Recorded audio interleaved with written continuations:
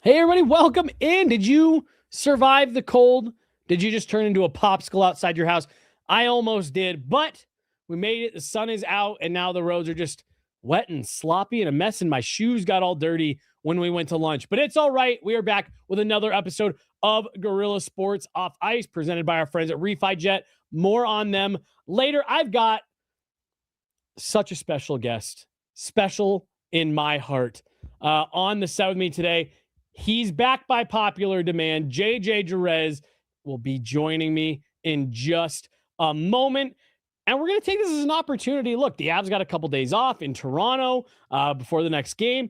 We've got the Olympic break coming up. We're going to take this as an opportunity with JJ coming in here to kind of just recap where we're at, what's going on, and what are the haps around the league? What are some of JJ's thoughts on this Avs team and the start they've gotten off to in the first half of the season? All of that coming your way. Got a great show for you. Want to start by reminding you guys about our outstanding partners over at Furniture Row. Furniture Row is a family-owned company that offers high-quality home furniture at an incredible value, and it's an experience tailored for everyone. Furniture Row has grown to over 100 locations across the USA in order to make shopping at Furniture Row something that works for everyone in every state. And they've designed their business around three core values: terrific selection, unbeatable value, and a knowledgeable staff. The power of an enjoyable, hassle-free shopping experience. People love being able to shop for their living room, dining room, and bedroom furniture all in one location. And if you like the look of this gorgeous new set we've got here, you got to head on over Furniture Row, FurnitureRow.com. Real furniture, real value, Furniture Row.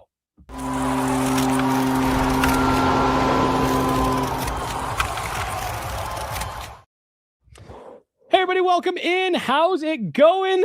He's here. He is back. JJ Jerez back on Guerilla Sports Off Ice.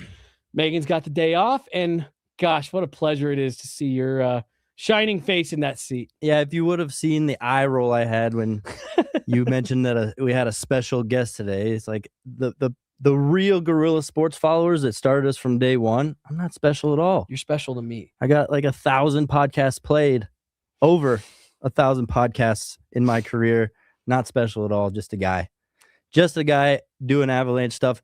But I'm happy to be back here talking some Avalanche hockey. I mean, I know there's a lot of people. I wouldn't say a lot. There's a few people out there that miss me, miss podcasting, a lot, miss listening to my podcast. So I just want to let those people know I like to show up every once in a while and say, hey, I'm not done yet. I'm not done yet. It's just a small sabbatical. Yep.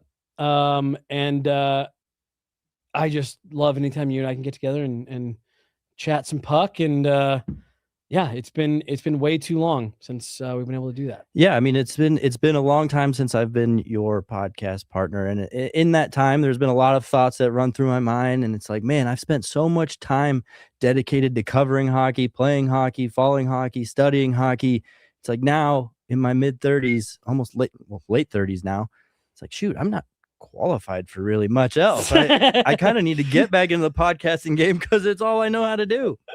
I had that thought because I did 2001 Cup night on whatever that was, Friday, and like that was the 95 because my family moved here in 1994, so the 95-96 season, like that was the one that like sparked my love of the game. 2001 was where I like became like helplessly obsessed with the game.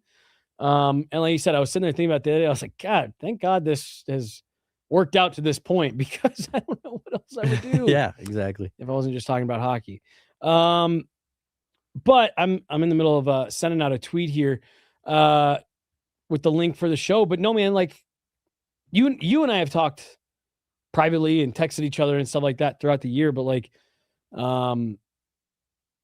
it's been a crazy start to this season, especially given the way the last few went for the Avs with all the uncertainty and Gabe and Val and injuries and salary cap. And like one of the last times you and I were on together, I don't think the last time, but one of the last times was when they traded Mikko Rantanen. Like, no, that was the last time. Was that the last time? Yeah. I couldn't remember if you had maybe been in over the summer or something like that. But like there's been so much external stuff, like away from the ice shit to talk about since they won the cup, that like this year's actually been really fascinating because like I don't feel like there's a ton of crazy storylines. Like it's how is the team playing, and that almost kind of feels like the extent of it. Yeah, it's got to be fun for you and our fellow media coworkers, I guess you could call them. You're going into that locker room after every game, after a win, and a nice win at that, right? I mean, I'm a gambling type of guy, and they are covering the puck line left and right. I mean, you and I remember we would start our videos with that sometimes a couple years ago. When the Avalanche win, the Avalanche cover the puck line. But this year's been on a different level. It's fascinating to me because if you really take a step back and look at it, I don't feel like this team is necessarily any better than last year or the 2 years ago, or even the team that won the cup. Mm-hmm. It just feels like there's some things that they've tightened up. And this is where I really feel Jared Bednar needs to win the Jack Adams this year, because I don't think they have an exceptionally amazing team. Yeah, they got the stars that they've always had, but they're just not, you know what I'm saying? Yeah. Like they've just reached a different level without just buying more players and getting more pieces in here that are the right fit. And you can tell because they're still constantly making moves. Mm-hmm. And that's what I love about this Avalanche team. And I've always given Chris McFarland credit for this, is he's never complacent. Even if they're playing well, like they have been this year, he's still like, where can we get better? They're still going to make a splash at the trade deadline. And the team that we see go into the playoffs isn't the same team we're seeing last night or tomorrow or whatever the next game is. Because Chris McFarland knows the way the league runs. And yes, you can have an amazing start, but now look, we're in some turbulence. There's a lull. You're kind of seeing, okay, here are some flaws that are kind of glaring. Here are some things that we need to address at the trade deadline, to where Chris McFarland's gonna address those problems. Well, and not to sound fucking overly homer here, but like, not only do I agree with you about Jared Bednar, and folks who listen to the show know that I'm a huge fan of just Jared Bednar's approach, leadership, his coaching style, all that stuff. So not only do I think he needs to get some credit, and the way that the GM of the Year award is voted on is super weird anyways. It's not done until after the playoffs start and all that stuff. But like, what Chris McFarland has done, and I totally get what you're saying about like, it's not that the team, and you can maybe make the argument on goaltending, but it's not that the team is like so exponentially better than it has been in recent years. But like, he took a lot of heat last year. Understandably, you traded Mikko Rantanen. So like, there was a lot of scrutiny on that. But the first thing that he told us when we got the chance to talk to Chris McFarland after that trade was, look, I think it was the first words out of his mouth were, we weren't deep enough. And like, he looked at it and understood Mikko Rantanen's an elite all-world player. But like, so let's say you don't do that deal, and let's even say you get him at 11, right? So less than what he ended up signing for, which I don't know if you were. Like, the makeup of the team this year looks so much different. And it's just, he made a really difficult move last year at a time that he felt he needed to, and he was able to put pieces in place that I think have put the team in a better position than, honestly, I'll just go, every other team in the NHL right now. Like, I do think that there is a gap between how good they are. And again, I think there's several reasons why you could make the argument for why they're that good. But I think there's them, and then I think there's a gap, and then I think there's a bunch of other teams. The Mikko Rantanen trade is a perfect example of this, but Chris McFarland is really good at taking the emotion out of it for himself. It's purely based on numbers. It's purely based off results. I remember a couple years ago, you and I were sitting here pumping Chris McFarland's tires after the Tomas Tatar trade and saying, wow, he did that early in the season, if you remember. And it was like, wow, credit to him for taking an honest look at the team and realizing what has to go. He still does that. He's still just purely, we're results driven. We have a cap to comply to. We're going to make decisions based off those two things and those two things alone. Yes, Mikko, we love you, but that's not what's motivating us anymore. Sorry, And it was also unfortunate. I'm not going to talk about Mikko, but like, he also did the right thing on that trade. Like, he traded him out east, traded him to a team you see twice a year. Like, he makes the right moves, and who would have foreseen that he ends up getting, bounced around right back into the Central Division. But yeah. I think what went really well was Marty Nietzsche stepped in and produced, started scoring and getting apples left and right. But then signing him for such long term, it's like, okay, I think I'm at peace with the trade now, because not only is he replaced by somebody adequate, he's going to be here a long time. They're hanging on to him. I wonder how Nathan McKinnon looks at that, though. He's like, man, Marty, you might be here longer than me. Well, so like I think, I guess that part. Yeah. I'll say I think back to when they got Lehkonen, because Nate really he grew up near Justin Barron and all that stuff. So he was a big fan of that kid. They traded a first-round pick, and I think it was after the Western Conference Final. He was like, I'd trade 5 first-round picks for Lecky. So I was going to say, I'm sure as long as Marty Nietzsche just keeps scoring, he doesn't really give a crap. Well, and then the other thing, and we're going to talk about him in a minute, so we can circle back. But if you keep Mikko, that move also allowed you to have Brock Nelson here this year, which that's a whole separate thing that we need to get into about what he's doing. But there is someone I wanted to talk to you about just to get your thoughts on it, because Megan and I have started arriving at the conclusion that, and it's a shame because I like the player a lot. I think he's good. I think he can serve a utility, and I like the person in equal amount. But we are coming to this conclusion that it's more and more likely than not that Ross Colton gets moved. And I think that's just a result of, like, for whatever reason, it just, like, they just can't find, like, the spot on the puzzle where his piece fits perfectly.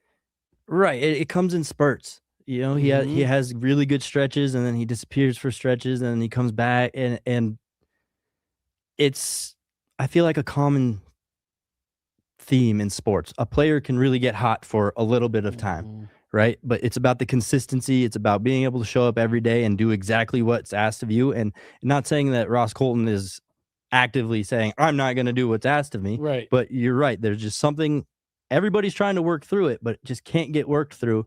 And there are just still those spurts of where's Ross Colton? Why isn't he being the Ross Colton we know he can be? Right. And like, you know, you're getting close to the trade deadline, and you're starting to have those conversations again of like, okay, do you upgrade for a 3C? And there's been a couple of these where it's like, it feels like this should be like, it feels like the solution is already there, but it just doesn't work. And the one area where it feels like it has worked a little bit is like second line wing, or like Nathan McKinnon's wing. And it's like, okay, well, great. I could probably score a couple on that wing. Did you see the interview that we did with Ross at the beginning of the year, where he told me when he was playing with Nate and Mikko, he goes, and honestly, you could probably get out there and put a couple in. So like, yeah, like even, you know, and again, that's not taking anything away from Ross Colton. I think Ross Colton's a really good player. I love the edge he plays with. I love the passion he plays with, and he fits the culture, right? And I know that's a huge caveat for when they bring players in. He has the hard work ethic. He wants to learn. He wants to improve.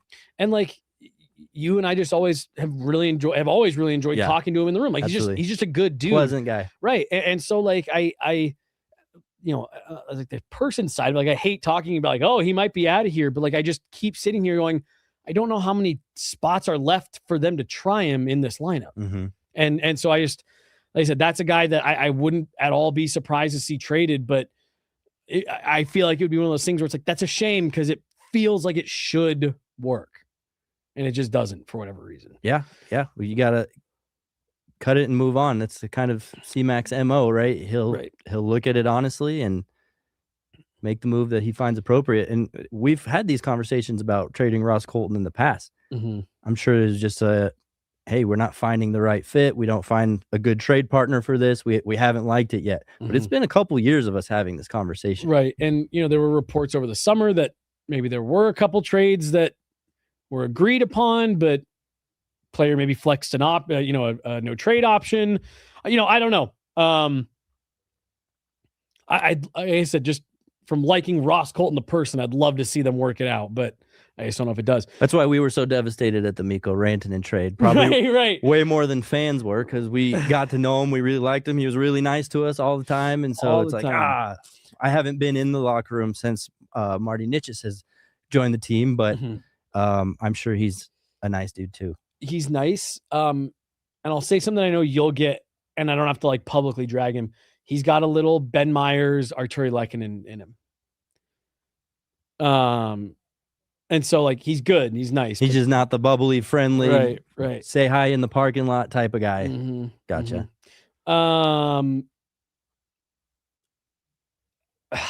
I want to get to one other thing, but just really quick side note. Did you and I undersell, maybe not undersell, but underestimate what Gabe Landeskog means to the team? Like, I asked that almost kind of rhetorically because I think everybody did. It seems that way now that he's out again. Yeah, look at the difference of team that they had with and without him. However, it's not surprising that Gabe Landeskog is back on the injured reserve because that's his style of game. Mm-hmm, he's going to go to the net hard. He might run into the goalpost and crack a rib. He's going to go into the corners. So it's just kind of who he is, and you got to kind of learn how to play without him at times because it's been like this his entire career. Hasn't that's hey, there's Evan in the chat. Yes, do not adjust your television set. You are seeing it correctly. But isn't it interesting though? Or I have at least found it interesting how like he comes back from that 3-year injury and like is just immediately right back into every dog pot. Like that dude has had a half dozen collisions this year where I'm like, and then he just pops right back up. It's like, okay. Yeah, like, he's the type of guy that embraces what is expected of him. Yeah, that's what he missed the most when he was out with his knee. He couldn't wait to get into a fight. He couldn't wait for a scrum around the net after a whistle. Like that's what he wanted to do. That's what he was sitting on his couch missing, probably having his knee elevated. And he's like, man, I can't wait to just go and show everybody how gritty I am because that's what I do. That first AHL game, he put a dude in a headlock, got in a scrum and just drags that guy out in a headlock. It's like, yeah, I imagine that's a competitive fire thing. You don't just like get over. And it's all part of the process of being a professional athlete that I think he missed. As long as it wasn't his knee, he's like, hey, I'm on the injured reserve again. I got to rehab this. I got to strength. I know the process here. This is just all part of it. I'm happy to still be part of it. Well, and can you not also sit here and say, because I think that Gabe is even a little surprised at how good he's felt, how well the knee is held up. So the silver line here, as soon as I heard upper body, it's like, all right, he gets a few weeks off the knee. Like 100%. That's probably not the worst thing in the world for a guy like him in his situation, is especially because he is going to the Olympics. He's getting his break in right here. Jared Bednar, our guy Evan, tweeted out this morning, Evan Rawle, that Jared Bednar. Your guy, Evan. My guy and not JJ's guy, specifically Evan Rawle, did tweet out this morning that Jared Bednar said that right now the target is for Gabe to be able to skate with Sweden at the Olympics, that he has officially gotten back on the ice. Still moving slow, still a little sore, but working his way back. You know who could benefit from a break like you're mentioning? Just a built-in needs a break kind of guy, Cale Makar. Yeah. It seems like a couple of years now he's just playing through anything that comes his way. If he's got an injury, he's not even going to make any sort of deal about it. He's just going to keep playing through it. Some nights he'll put up 3 points, couple nights in a row he'll put up 0. But he's just going to keep on trucking. It'd be nice to get 100% full version of Cale Makar because I don't think I've seen that really. I don't want to say this year, but in a while. Well, and the other thing I will say to folks, because there have been a lot of people who are like, well, the guys that are going to the Olympics aren't going to get a break. That is still a break from like the rigors of an NHL schedule. If you go to the gold medal game, I think it's 7 games over 3 weeks. Like it's just for guys like Makar, it's still 30 minutes a night. No, for sure. And we look last year at the Four Nations tournament. There was a little bit of a hangover from the Avalanche. They came out and lost the first 2 games after that. Granted, they went on a 6-game win streak after those 2 losses, but there was a little bit of a got to get back into this. And could it be from the guys who were resting that were a little bit rusty, or could it be from the guys who were playing the Four Nations that were a little bit tired? Who's to say? Yeah, but there's something there. 2 guys that are going to get breaks. And actually, I'd love your take before we fully get into the goalie stuff on, did you think Scott Wedgwood or Mackenzie Blackwood would have made Team Canada? Funny you asked me this because I've had conversations with your guy, Arif. And honestly, there was a window of time where I thought Canada would be stupid to not take both of them. Mm-hmm. They should have taken both of them because they were both playing well. In my personal opinion, Mackenzie Blackwood is a 10 out of 10 goalie. His movement is amazing. His size is amazing. His athleticism is amazing. We need to see the Mackenzie Blackwood of last year, though. We haven't seen him all year. Of course, he's got to get into a rhythm, right? He needs to get more games played. That's what Bednar said. That's what Mackenzie Blackwood has said. But at the end of the day, he just needs to show up and be himself. We've seen him let in a lot of goals uncharacteristically in a lot of his starts. Yesterday was a good exception. Good to see the progress. Played well yesterday. He just needs to string it together. We've seen it. We've seen it in, okay, he'll come out, have one good game.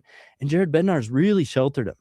He's been playing against the weaker teams, and still, I think there was a game against Buffalo when they were still the shitty Buffalo team that we know and love. And Buffalo came in here and put up 4 or 5 on him. And it's like, what's going on here? Well, and not to cut you off, but you mentioned the size. He reminds me of, I think Andrei Vasilevsky is the best goalie that's ever played. That's just me. He reminds me, he's like that kind of goalie where he's huge, but he can move. He's athletic, and that's why flexible. I personally think he's better than Andrei Vasilevsky, especially present day Andrei Vasilevsky. Is his movement is sharper, it's more athletic, it's more just textbook. I mean, I love Mackenzie Blackwood. And then you got Scott Wedgwood, who is kind of the opposite stylistically, but he was a guy that I thought Canada would take from this person. We're trying to get our third, and who's going to be the best guy in the locker room, the best guy that's just, excited to be there, whatever. And I thought they would take Scott for here's a guy that we know isn't going to, if he plays every game or if he plays none, he's not going to make waves. He's going to in a negative way. Or if you need him and there's a pinch, he's going to be ready. Right. He's used to not playing for 10 days at a time and then jumping in there and having a good showing. So it would have made good choices. And I think they blew it on the goalie decision. I completely agree. Terrible. I completely agree. I also heard, I think it was Dave Amber make the argument that he said that he thought Canada should have taken Colorado goalies because your top pair is Colorado's top pair. He's like, so why would the defenseman that you're going to be rolling out there the most, theoretically, right? It's like, why wouldn't you bring their goalies? If assuming the goalies are good enough, which in this case they are, that was kind of his argument, which I thought was interesting and not one I hadn't thought about it from that perspective of hey, you're the pairing that you're going to be rolling out there with 2 minutes left trying to, lock the game down are the guys that he plays with 82 games a year. And I just thought that was interesting. I do too, but I love the pairing. It's interesting to see how they're going to navigate the Wedgwood and Nabokov situation. That's why they only gave Wedgwood 1 year, because they're probably hoping to get Nabokov over here. But wouldn't you rather have Scott Wedgwood stay around? I would. And dude, and this, better than most being a goalie. I think Nabokov, that's still, I think if everything goes exactly how you want it to, and Evan, if he's still listening, could probably chime in here. It's he hasn't gotten off to a great start this year in the KHL. But to me, I think if everything goes right, I think you're probably still talking 4 years from now before you're having a realistic conversation about can that guy become a full-time contributor for you, for starter or otherwise. And that's I think if everything goes really, really well. I still think you're a few years out where he'll probably come over to North America at the end of this year. He'll probably do some time splitting with Trent Miner next year. And then I think your hope is the year after that, he fully takes over for the Eagles. And then you want him doing that for a little while. And the year after that, maybe he's your injury call-up guy. So seriously, I think that's already 3 years down the road. And then you get to 4 years and you're like, okay, maybe at that point you can start having the conversation of, is he at the point where he can back up Mackenzie Blackwood for the last couple of years of his contract? And then I think it's after that, if he continues to do everything right and you haven't traded him yet, then you can have the conversation of where's Ilya Nabokov.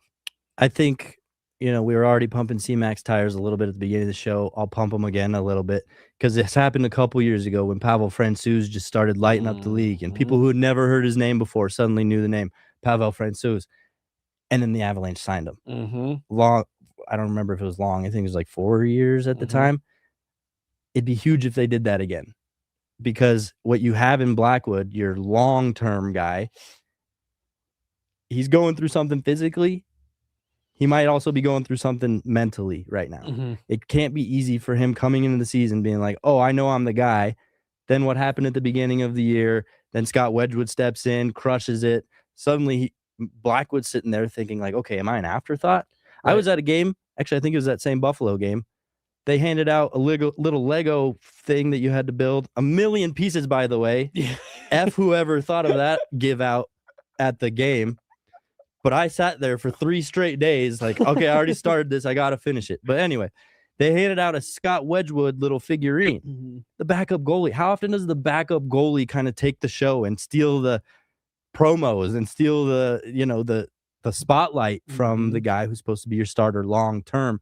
So I think kind of Blackwood watching all this along with going through whatever he's going through physically, I think there's some confidence and some mental hurdles he's going to have to clear before he's back to himself, and that could be tomorrow. It could be next season. So you need to have that solid A2 backup plan. Well, and we saw it in 2022. Darcy Kuemper goes down at multiple times during the playoff run, including the entirety of the Western Conference Final. You need another goalie that you feel confident in. And I remember that being a conversation that you and I had several times about Justus Annunen, where it's like, yeah, it's fine. If he's got to come in relief for a game for you, whatever. If you got to start him against, the Chicago Blackhawks, whatever.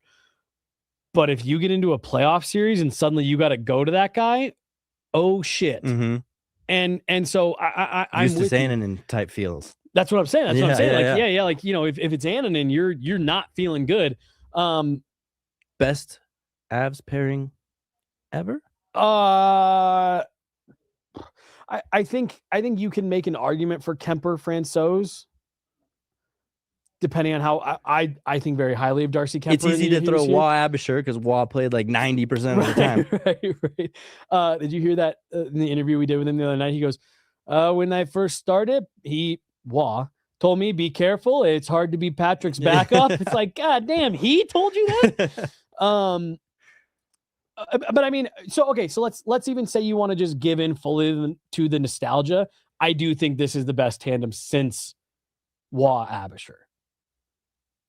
Yeah, I liked, what was it, Varley Grubauer for a little bit, but it proved to be not that good. Yep. Well, and it was I also thought that one was a little too who's the starter? Like, and to the point where I wanted to go with this. So Blackwood started the season not ready. And I fully believe that at the beginning of all of it, like, there was a sense of relief because McKenzie didn't have to rush back from injury. Wedgwood played so well out of the gates that it was like, all right, we feel good. We feel confident. And so McKenzie was able to kind of take his time.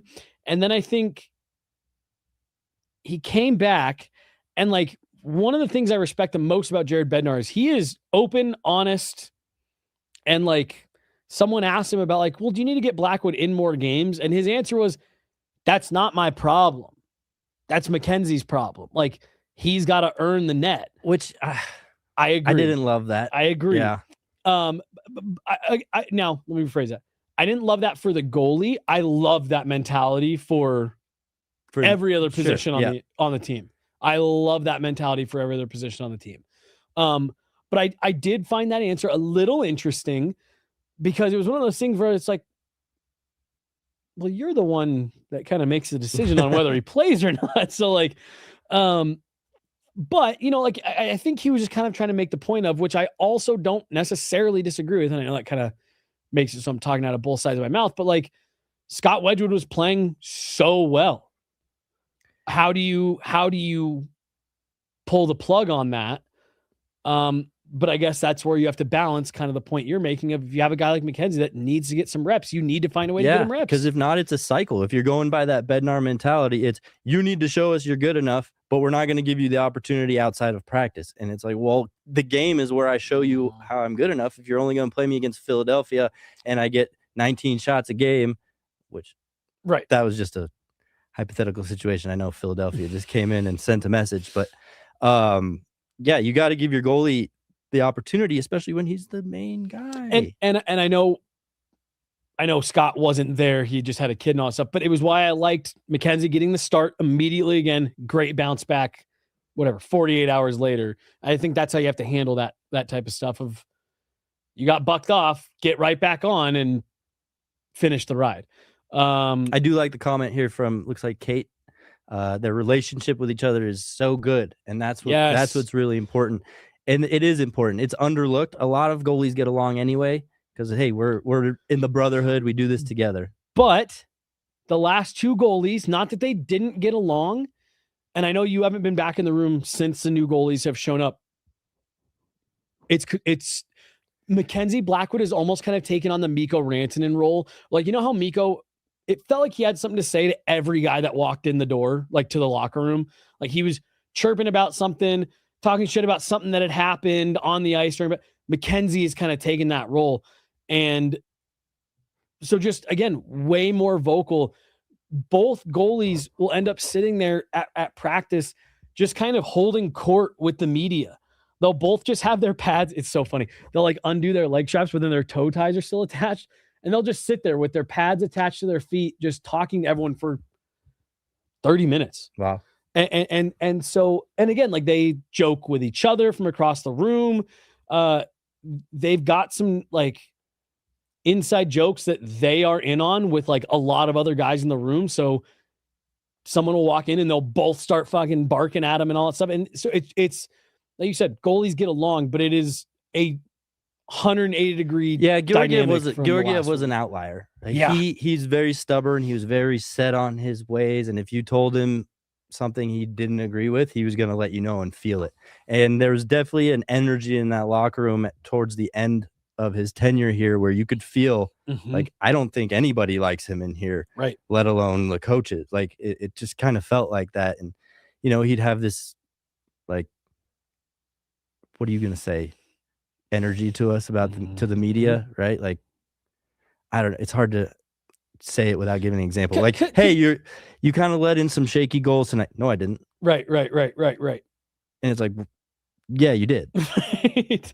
And it was almost like he knew what was coming, kind of thing. Like he's not dumb. He knows how he played. And from the sounds of it, and no one has outright said this, but from the sounds of it, like it sounds like sounds again. Jesus Christ. There was tension after a lot of games. Players were aware of it. The goalies were aware of it. Nobody was physically speaking it out loud. But I think if that were to happen to the current two goalies who are more liked, more charismatic leaders in the room, that can get overlooked for an extent. But when you're playing bad and you're kind of being an asshole to everybody, your time is going to run out. Not taking accountability and you know, any of that stuff. And you know, and this was referred to kind of as like I can't remember if it was, I think it was CMAC. And he said it kind of like in passing, but he mentioned last year, Georgiev slashing Sam Malinsky after that goal went in. And again, like in real time, blaming Sam Malinsky. There was the video that came out of him and Rantanen yelling back at each other after a goal went in. I remember that well. And Mikko, told him I'll fucking kill you. Yeah. And it's just like, I think it had gotten to that point where, there was no more grace for a bad goal, a bad game.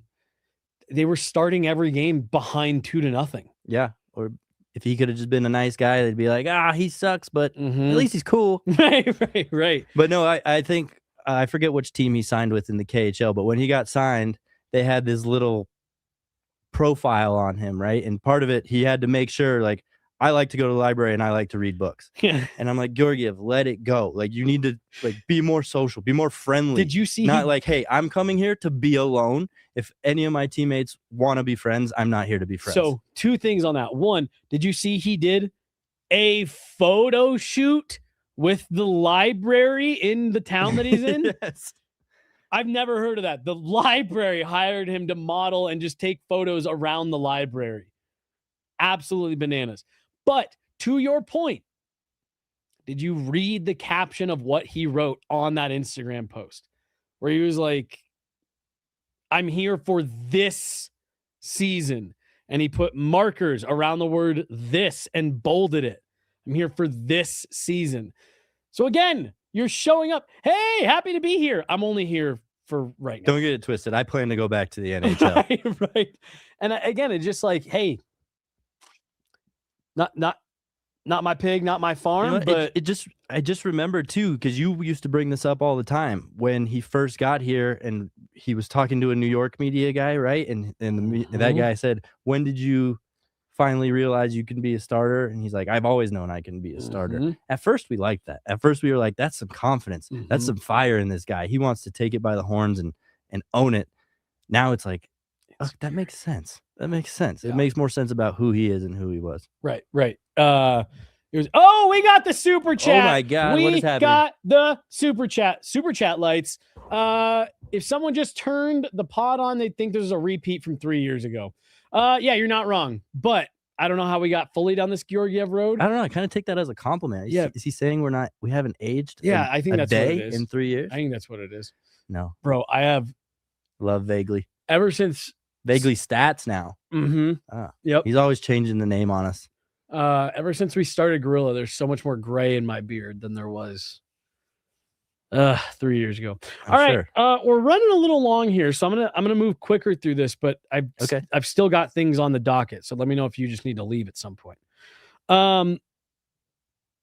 Brock Nelson. I gotta go. Brock Nelson. Man. Speaking of, all right, do you not think that Four Nations photo last year just really hurt his brand? Absolutely, and it hurt my heart a little bit because I'm older than him, and I'm like, shoot, are we that old, dude? It's brutal. I can't remember who I was talking to, and they were like, "Oh, well, then there's Brock Nelson, but like he barely counts. He's old." Right. I was like, he's like 7 months older than I am. And any pundits outside of Colorado are like, oh, Team USA doesn't want Brock Nelson. He's too old because of that. Just that picture. I seriously think it's because of that photo. That picture alone. He's 34. Like he's really not that old. No, he's still in technically his early 30s. He's in the front half of his 30s. He's been awesome. I think the first part of the season was still kind of slow for him, but he really got in a groove. He kind of got promoted a little bit up the lineup, right? Up the depth chart. So I think once that happened, naturally, you play with better players, you're going to play better yourself, but you got to make it consistent. You got to make it last. And that's what he's been able to do this last stretch. I've seen a lot of rumors lately about Nazem Kadri getting out of Calgary. Maybe it'd be a good fit in Colorado. Brock Nelson makes that a no-go for me. Well, so like I was talking to, a bunch of us were talking about it the other day, and someone was like, well, I just don't know if Nazem Kadri's the same player. It's like, well, he's not. He's 3 years or whatever, 4 years older. And I think if you were to do it, and I'm with you, I think it's really hard to make sense unless Calgary's going to eat 3 years worth of money. But like he's solidly, clearly behind Brock Nelson. Like if you're bringing him, he's the 3C. Which, how does that sit with him, Kadri? Right. Yeah, I'll say that's the situation he wanted to be traded out of before he came to Colorado. But no, dude, I just I also think, and Jared Bednar has brought this up a couple times this year, like I don't know if we all gave enough, credit for like how Brock Nelson played for one team his whole career, lived in one place, a very different place than Colorado, the opposite side of the country. When he first got traded here, before he knew if there was an extension, the family wasn't here with him. So I think it was kind of a slow start, but like he's comfortable. He knows his role. And like what I love about it, and because he's doing what Naz could do, he's driving that line. Like he's the Nate of the second line, if that makes sense. Yeah, it does make sense. Yeah, I guess just looking at Kadri, I feel like Dallas would be the best place for him because it feels like Dallas has this just hatred towards Colorado that Colorado doesn't necessarily reciprocate. It's like, yeah, we don't like Dallas, but it's not like we're saying here in Colorado, we gotta beat Dallas, and that's it. I feel like that's what they're saying in Dallas, especially with Mikko Rantanen's energy and mentality. The tweet Nazem Kadri sent out when the Mikko Rantanen trade happened. You don't let go of the dogs. I could see them reuniting to try to take down the mighty Avalanche, and it honestly might be a pretty good fit there for Kadri in Dallas. It'd be fun to see them go head-to-head, Dallas and Colorado, but I don't think it'd be enough to make them a better team than Colorado because I like what Brock Nelson brings to the table. I like the way the center depth has kind of shaken out the last couple of years, and yeah, just not a fit. Yeah, I Megan and I kind of we did our very first, like, we put together our trade boards for the last show of like, these aren't necessarily based on any rumors or anything like that, just guys that we think would make sense. And you know, as we're going through, you know, there's a lot of those, like, I don't know who makes sense. I don't know who fits. I just really like this group. All right. In the spirit of continuing to move, Sam Malinsky. I mean, for as long as you and I have done content together, I've been a big defender of Sam Girard. I think this is a guy that, and I still feel this way, I think is criminally underrated by the Avalanche fan base. I think that is a set and forget second pairing guy on any team in the league. And I think there's probably a dozen or so teams that would drop him straight onto their top pair. Granted, that's probably teams in the bottom portion, but point being, I think he's a very good defenseman, who's an incredible skater whose skating gets overlooked because he plays on a team with Cale Makar and Nathan McKinnon, but he's just a blast to watch out on the ice. I think the emergence of Sam Malinsky here has made it so that now it's time. It might be time. Maybe not at this deadline. I'm thinking more summer, but like, I really like Sam Malinsky. Holy smokes. Yeah, he's amazing how it kind of all panned out. It's just this older college guy showed up on the scene, don't know what to expect from him. He's all right. But the progress, the continued work, again, probably an amazing fit to the culture, wants to do the workouts, wants to be there for the post-game exercising that they do, wants to make sure he's in video and understanding what's expected of him. Where Sam Girard, I feel like his love for the game has always been a question mark. And I don't know if that's exactly the fit that the Avalanche love, right? And so maybe that's where there's a little bit of, I don't know, tension with Sam Girard because, yeah, some days he's amazing. Some days he's fantastic. Other days he has the turnover that lost you the game. And so is he the prototypical guy that the Avalanche are looking to fill that locker room? They must have some sort of yes in their mind to keep him around this long. But it feels like, yeah, it's maybe time to not move away from Sam Girard himself, but maybe move away from that style of defender. Well, so, and do you know what I think it is that I think makes Sam Girard, again, whatever word it is that we're looking to find here, because of the way you have this decor constructed now, like he's playing in a third pair role, and he is just so not a third pairing style defenseman. He is, on most teams, he would be the undersized, puck moving, probably on one of the power play unit type guys. And here it's just like, we got three guys ahead of you that we'd rather have doing that. And so, again, I think, and again, you've heard me talk about it. Like, I think the way that Sam Girard gaps up and plays positionally, I think he does it really well because I think he's learned through his whole career, I am an undersized defenseman, so I have to be in the right spot. I got to use my stick well. I got to use my positioning well. I agree. Yeah, I think he's great with his stick. I think he does a good job getting in lanes. But yeah, it's just he's not ever going to clear somebody out in front. You know what I mean? Like, And when he got here, the smaller defenseman was different back then. You know, Right. you look at Tyson Barrie. Tyson Barrie was like the first of his kind. mhm. Look at Cale Makar. Cale Makar was like, whoa, this might be the greatest NHL player ever. Right, Now right. that other teams have caught on, other players have come out similar. Obviously, there's no other Cale Makar. Mhm. He's still extremely good. Yeah. But I don't know if he's going to be, you know, the way we thought he was going to be Well, the first stretch of games. Well, I don't even.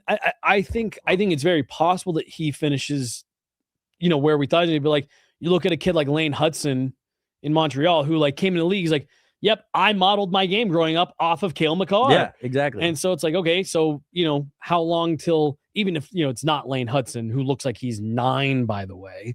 The point is, like, there's already guys in the league who are saying they grew up modeling off of Cale Makar. They're already in the league. So that's only going to become, you know, more and all that stuff. You look at Bedard, look at Celebrini. Like, the more those guys come into the league, the more Cale Makar just kind of blends in with the rest of them. And I know what you mean. Yeah. Yeah. So going back to Sam Girard, that quick, agile, shifty defenseman, it's easier to play against. It's out there now. You know, the book is out on these guys. It's they know how to work around it now. To your point, when he got to Colorado, it was him and Tyson Barrie for the app. And it was like, whoa, can they have 2 of these guys? Yeah. Now they have 3. Right. Okay. This will be a really quick one because I know you and I talked a little bit about it before. You know, I have a ton of thoughts on it. Gavin Brindley, talk about undersized, listed at 5'9".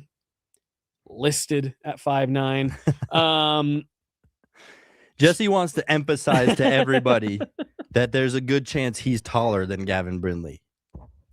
I can neither confirm nor deny. But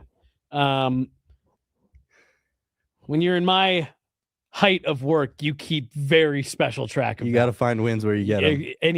Anywhere you can. Really loved his start of the year. Earned his spot on the team. Kind of had that like Logan O'Connor style mentality of like, I will go anywhere, you know, difficult areas, front of the net, board battles, whatever. Combine that with some of the skill we saw. I really, really liked it. The concern I had all along is a concern that is creeping back into my head after getting to the point where it's like, yeah, this guy can play at this level. I have just gotten a little bit worried.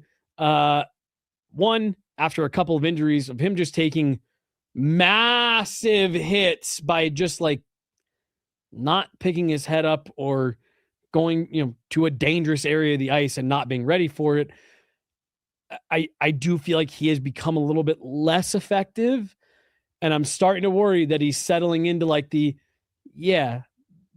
is what happens to guys that are that undersized, who are unbelievably skilled. Like Marty St. Louis, Theo Fleury are kind of like the end of the list that you can like really confidently say. Right. Yeah. You always see the smaller guy come in and make some noise. I remember Rocco Grimaldi made a little bit of noise here in Colorado. Once he went to Nashville, he was a mainstay on their team for a little bit. Now he's in the KHL. Right. We said at the beginning of the program, any athlete can go out there and have a good stretch. It's about how can you put it together for seasons? Can you put it for years at a time? I might lose a lot of people here, but the soccer team I follow in Spain had a guy come through their club, had a good first 2 months of the year, and they sold him for $7 million. Sold him while the stock was high, right? And in my mind, I'm like, sell his ass because he's not that good. Yeah. He just had a hot moment and a hot stretch, and they sold him at the perfect time. I think that's just normal for athletes. There's a time where you're just playing better and feeling better. There's a time where you're not. When you're small and you're trying to play a hard-nosed brand of hockey in the NHL, that's going to take a toll on you. That's going to take a toll on your body, and suddenly you're not going to even be able to physically do what your brain is telling you to do. And that might be the case for Gavin Brindley. But I just think I can't confirm that. I don't know if that's the case. Right. But we've seen that happen so many times on repeat throughout the years that I'd put my money on that. TJ Tynan. TJ Tynan's an active example up in the AHL right now. We're like, dude's a 2-time AHL MVP. You watch him playing those games and he just flies around, makes these beautiful no-look passes, great moves up and down the ice. And then it just doesn't work. Yeah. Stan Andrighetto. He had a great 20 minutes. And then by the time he was almost on his way out of here, people were chasing him with torches and pitchforks. I once predicted he would have a 40-point season and people laughed at me. And I was like, what are you talking about? And then he didn't even get fucking close. Not even close. I remember one time watching a warm-up of his, and he it was just a pregame warm-ups, and he steps on the puck and is like spinning with it, still stepping on it. I'm like, whoa, that was so skilled and so cool. He's so good. Mm-hmm. And then he wasn't so good. Remember, he had that, and he'd do it in practice all the time, that fake slap shot where he'd like full wind up, but then he would like hit it and stop it all Go at to once. The backhand. Yeah. He was so skilled. And then like the only other one that came to my brain is like Cole Caulfield is another like, but again, like that guy's a 40 goal scorer. That's very he's offensive. He doesn't go in the corners and battle. Right. He's a clear top 6 skill guy. Mm-hmm. And where I'm going with this to segue into the last couple things that we're going to talk about today is I mentioned to Megan, because I do still think Gavin, former second round pick, is his second year in the league, got off to a really good start, has a good work ethic. I mentioned to Megan, I said, that's a guy I could see them trading. Not because you overly want to, not because you're trying to get rid of every young player and prospect you have. Nathan McKinnon at the beginning of the year, I'll pull the quote for next show, told us you can't win with kids. So we were asking about having a veteran, more experienced group. He said you can't win with kids. And we thought that was like kind of a profound thing for him to say, just given the way that the organization has shipped out any young player over the last couple of years. And I just sit there and go, okay, does Gavin Brindley suddenly give you, what other teams would consider to be an NHL ready prospect that they really like? And my point is, I wouldn't be surprised to see them, as much as people have liked him, as much as he's had a good showing, not great, good. I think there's a chance he finds himself flipped if the Avs are Nazem Kadri or one of the big fish that are out there. Well, and that's what's tough about Kadri is if you go for a guy like that and want Calgary to retain, you're going to have to give up first rounders, and the Avalanche kind of can't keep doing that anymore. I mean, look at Cal Ritchie, right? That's going to sting to watch Cal Ritchie do the things he does for a while, but you can't win with kids, so you need a Brock Nelson here now. Right, and again, like Lehkonen, if the Avs go on and win a cup this year, next year, whatever, and Brock Nelson plays a role in that, you're like, whatever. Cal Ritchie can go have whatever kind of career he wants to have. But you got to win on the front side of it all. Okay. I can't believe the Islanders took Oliver Shillington in that trade too. I just had to look it up to make sure I remembered what the trade was. Well, and dude, the one that is really looking kind of hilarious in retrospect is the one for Blackwood. Yeah. Kovalenko, San Jose KHL, looks Georgiev dumb for that one. KHL, and then a second round pick. Especially with how good they are now, imagine how even better they would be with a guy like Blackwood. Crazy, dude. I mean, Askarov is okay, and Nedeljkovic is okay as well. Mm-hmm. So, like, if you have a guy like Blackwood, that team is so scary. San Jose's lost me so much money this year. They just don't stop winning. Okay.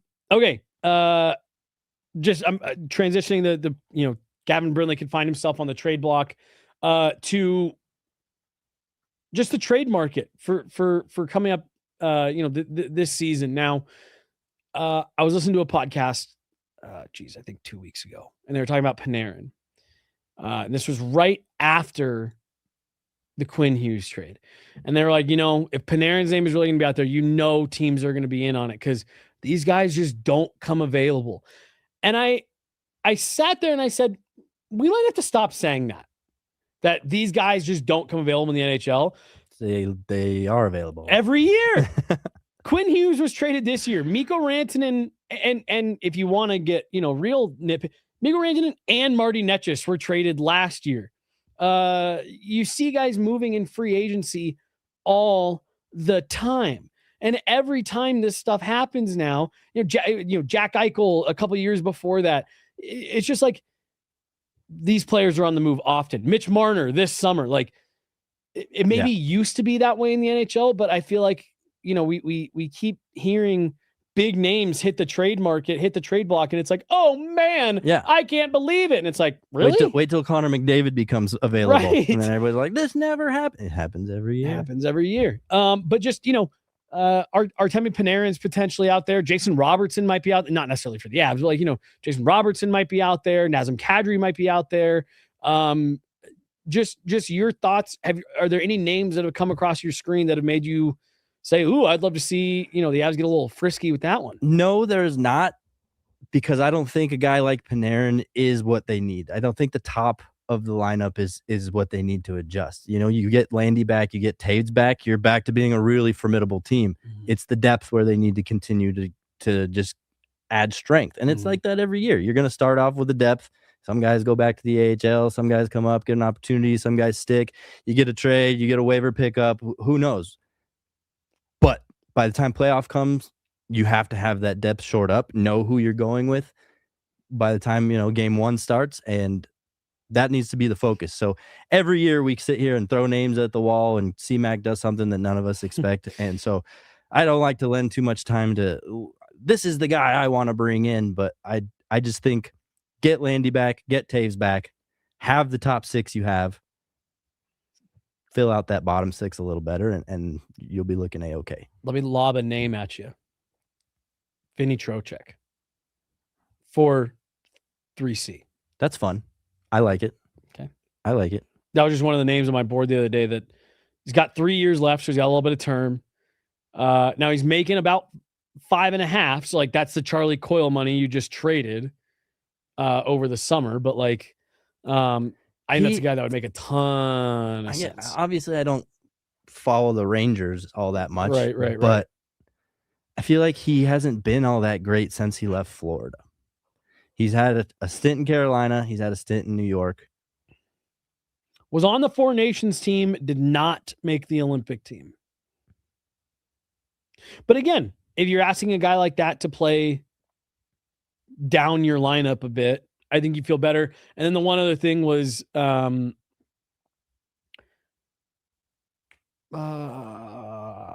was just going to say, I have a feeling that this year is going to go trade deadline wise, going to go very similarly to 2022, where the dust is going to settle and we're going to sit there and be like, you have too many. I think they're going to add more than they have to. I think that they're going to want to go a couple guys deep into the press box before you're getting to AHL call-ups. That's one thing that's been on my mind a lot lately. The Avalanche have had an amazing start to the season, but the familiar injury bug hadn't really poked its head out yet. Mm-hmm. The Avalanche know that injury bug well. They're on a first-name basis. I think they call him Gerald. Them and Gerald, when Gerald showed up this year, only 2 guys, Taves, Landy, suddenly you're seeing some turbulence. You're seeing the slide. You don't want this to happen at playoff time. They've had it happen at playoff time. They're doing, and that's a great thing about having the consistency with Joe Sakic, C-Mac, and Jared Bednar for so many years is they've learned through mistakes together that they know what not to do. And so I think I'm with you. They're going to shore it up to where they have too many guys, because you can never have too many guys when Gerald shows up. Well, and again, go back Gerald. Literally go back to the Cup final, and Nazem Kadri's having to play on a broken hand, and Andrei Burakovsky broke his foot, and Sam Girard was out. Sam Girard, which broke his sternum. Which I've had some people tell me that was the best thing for Colorado was Sam Girard getting hurt in that final, which is kind of back to our conversation. What are the bad things about Sam Girard? I even think vaguely threw it in there that he's hurt a lot. Yeah, he's hurt a lot. He's always gone. By the way, I just wanted to correct myself. Vinny Trocheck did make the Olympic roster. I thought he was one of the Four Nations snubs, but I misspoke. So right on. Him and Brock Nelson can be the old guys. Right. But that's one of the names I looked at and I said, I think that would really fit for what they want to do, more so than Artemi Panarin's a 95-point guy, but to steal the Herb Brooks line, not looking for the best players, looking for the right ones. Yep. It's a long way from the heart. Long way from the heart, and that'll bring me to my last point just to get your thoughts on. We're like 11 days from players heading to the Olympics. Just it's been Canada is still plus odds, which I find mind-blowing. Yes, they don't have the best goaltending, but they have the best team hands down. by a lot. By a lot, they have the best team. Right. So I think to catch Team Canada to win gold at plus 115, really everybody needs to hop on that now. If I'm you're going to do that today. Yes. Well, and you know, dude, like I think Team USA put together a good roster. Like, I think it's good. It was fun, but who's the heart and soul of that team? Well, so let me ask you a different question. Who's the Nathan McKinnon or Connor McDavid or Sidney Crosby or Cale Makar? Right. I think when Jason Robertson didn't get picked, I think I saw Greg Wyshynski tweet, "Oh, so we're just going to heart and grit our way to bronze again this year, huh?" Because you're right. There is nobody that's that big of an offensive threat. But what I was going to say is the engine that runs that team are the Tkachuk brothers. Matt Tkachuk has not played this year because he's been so banged up. He had to force himself to play the Four Nations last year, wasn't himself. So with those two, with half of the Bash brothers not looking like themselves, I don't think the U.S. stands much of a chance unless they're looking to beat every team 1-0 because their goaltending is fantastic, which Connor Hellebuck hasn't been that great this year. He's been battling injuries. Jake Ottinger hasn't been fantastic. And Connor Hellebuck, notoriously great for playing big when the moments really matter, right? Like that dude has now a multi-year track record of absolutely shriveling up when the lights turn on. And again, like it's the issue that I think Team USA will forever just kind of be plagued with is like you're never going to have the best player. You are never going to have the best. Like already we're sitting here and it's like, okay, so even if this next generation of a lot of really good USA players come up, you don't have Celebrini, you don't have Bedard, you don't have Matthew Schaefer, and then why is his name escaping me? The kid that's going to be number one next year at Penn State. Oh my gosh. It doesn't matter. Like you don't have those kids. You don't have any of like the next guy. So you don't have McDavid, you don't have McKinnon, you don't have Crosby, you don't have Makar. So you're already going to be putting together just a worse roster. And then, to take, and it's crazy because we saw them make this mistake in, was it 2014, the last time they went, where they just put together, we're going to grind Canada down. Carey Price gave up no goals for 3 weeks and Canada just kind of coasted to a win. And so, I don't know. That's shocking to hear that Canada is positive money. Yep, indeed. And I think they'll be fine. The team can protect the goalies just fine. The goaltending decisions that we're calling trash are going to look just fine. And Canada's going to just easily skate their way to gold. Now, here's the one thing I will say. Here's the only thing that I think could, and even that I think it can only undo them for so long. I'm going to be curious to see what kind of loyalty they show to Jordan Binnington because they played him in every Four Nations game. Doug Armstrong wasn't going to leave his guy off the roster. And it's already being pretty well reported that he's going to get the first game. First game will go to Binnington. So, like, I don't know if Binnington comes out and even if they escape 8-7, if he lays an egg against Latvia, is that enough for you to say, like, we're going to these two other goalies that are... I just don't see it happening. The group in front of them, you hear me say it all the time, it takes 6 players to play goalie. So you can stick a Binnington back there and have Cale Makar and Devon Taves defending him, and he's going to have a good night. You know? When he's behind the Blues defense and they're looking like sellers at the trade deadline because they just don't have the guys, Binnington's going to struggle. You know? It's like the Darcy Kemper in Phoenix versus the Darcy Kemper in Colorado. Right. Yeah, like I said, that'll be the only thing that's intriguing to me is if for any reason, if at some point that tournament, Jordan Binnington is the reason it comes off the rails, just what kind of I just don't see it happening. Heat they take. I'm with you. I really like that team. I'm so excited to watch it. I wish the Russian hockey team was going just because of how good that team would be. I'm not going to get into all the geopolitical. I wish they were reasons here. there. I wish they were there too, just from a hockey standpoint. And I also really love the concept of Team Europe because while Czech is going to have a good team, Finland's going to be good, Sweden's going to be good, none of them are going to compare to Canada. If you really want to build something where quote unquote best on best, like let's build some best teams geographically and try to make it, I don't know, more enticing. Well, and the other thing that, and I'd love to have you come back in for that one too. Megan and I during the Olympic break are going to do a Canada and USA B team roster. Like we're going to build them. And like, to your point, I'd be pretty comfortable in saying that Canada B team would medal. Yeah. or at least be like in the conversation, be in that type of game. But yeah. Do you have anything else? No. I think that's it. Yeah. I think that's it for today. Gosh, this was a pleasure.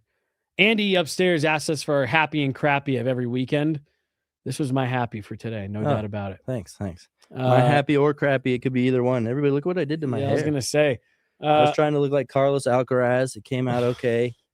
When he now first we're at the ending stage of it. When he first walked in, I said, "What's new?" He goes, "Nothing." I was like, "Well, that's a lie. I can see it from here. Something's new."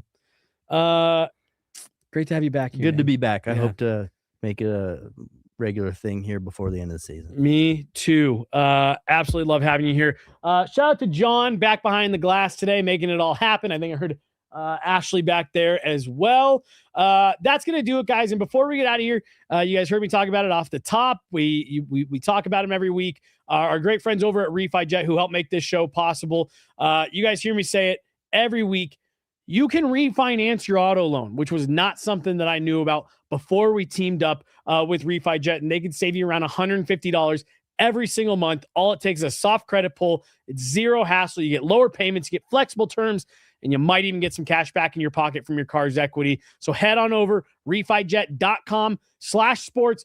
Fill out a form. See if they can't help you out. See if they can't help save you some money every single month, and you'll be supporting us and Guerilla Sports in a major way in the process.